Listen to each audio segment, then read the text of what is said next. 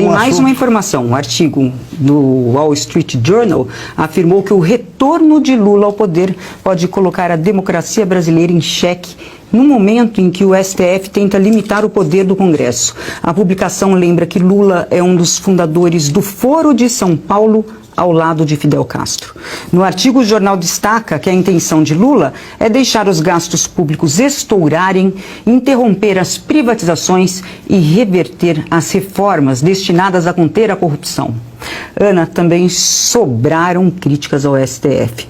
O Wall Street afirmou que a Suprema Corte do país é uma ameaça maior e que está extrapolando a jurisdição e desrespeitando o Estado de Direito por razões políticas sem consequências. O comentário tem que ser um pouco mais rápido agora nessa rodada, por favor. Pois é, Cris, vai ser rápido. Eu vou só falar os pontos que eu anotei aqui para a nossa audiência sobre o que está nesse artigo. Primeiro, que foi o segundo grande artigo do Wall Street Journal, que tem uma ligação grande com investidores no Brasil e para o Brasil.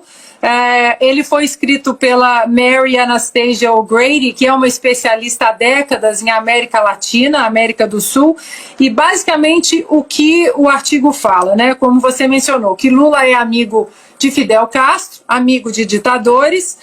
Menciona o Armínio Fraga, que votei com convicção, mas agora eu estou com medo, e fala principalmente sobre o STF, a manobra ativista, a soltura aí do STF em colocar o Lula na caminhada presidencial, depois de 3 instâncias, né?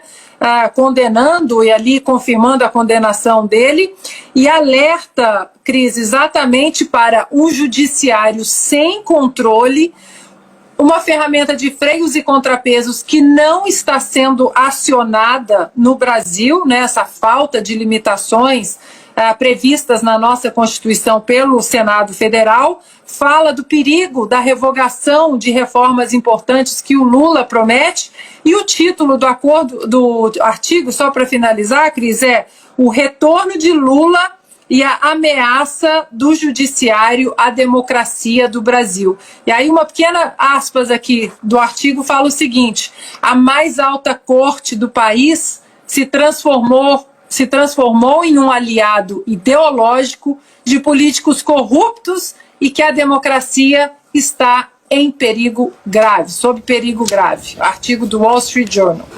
Fabiana? E aí a gente vai falar então de fatos, né? Vamos falar sobre fatos. O ministro Barroso, o que nos disse? Que nós somos os manés que perdemos, então não dá nem para dizer que o jornal mentiu, porque a gente está falando de fatos que saiu da boca de um dos ministros do STF.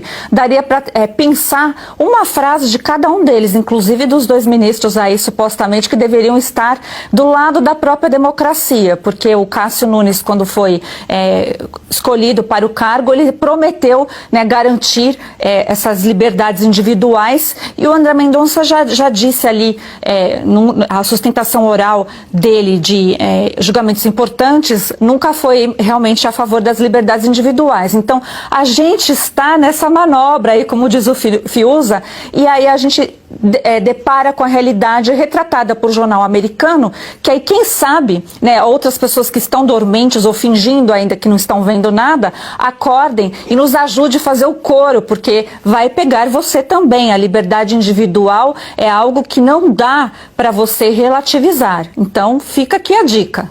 Fiuza, rapidamente seu comentário. Eu não espero mais nada dessa imprensa velha, mesmo quando ela dá os seus gemidos aí de aparente lucidez. Aqui aconteceu também um editorial ou outro. Será que os atos estão se tornando abusivos, de censura? Eu não posso confiar, né? Quer dizer, você está já numa esbórnia completa, aí alguém levanta o dedo e diz não, talvez. Isso é um escândalo que está acontecendo no Brasil, é um escândalo que aconteceu nos Estados Unidos, é um escândalo a ascensão desse poder obscuro dos bilionários, das suas fundações, e vai ter que ser o povo mesmo, na raça, porque esse jornalismo morreu.